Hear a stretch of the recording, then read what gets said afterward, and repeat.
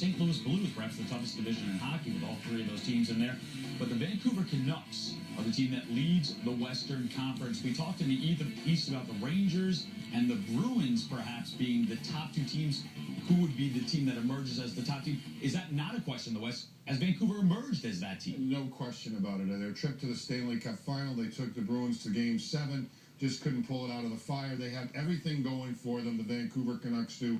They just went into the Boston Garden and beat the defending champs in Game 8 of the series, as we called it.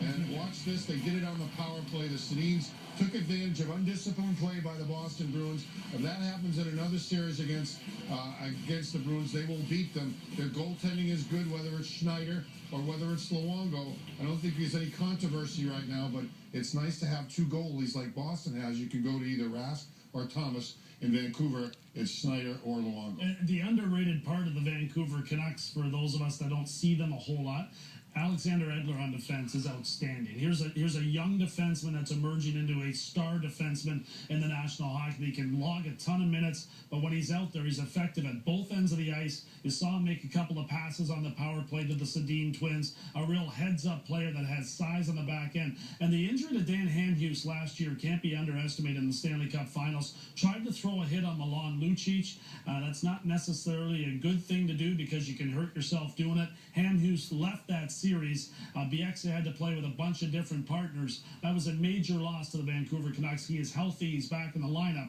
And they're an extremely dangerous team. That win against Boston does wonders for their psyche moving forward the rest of the regular season. Should they meet again in the Stanley Cup Finals, I think their mind is in a different place. They're not a lovable team, the Vancouver Canucks. They can be kind of like Claude Lemieux and talking about Burroughs or Kessler. They torment you, or the Sedins who won't drop their gloves. You can either love that or not love that, but they certainly come to play every night. They're deep right throughout the lineup at every position and very much on track to make a return to the Stanley Cup Final. They don't look like they're worried about being loved, but they are 9-3-1 over their last 13, and in that game against the Bruins, they showed off that power play, 4 power play goals.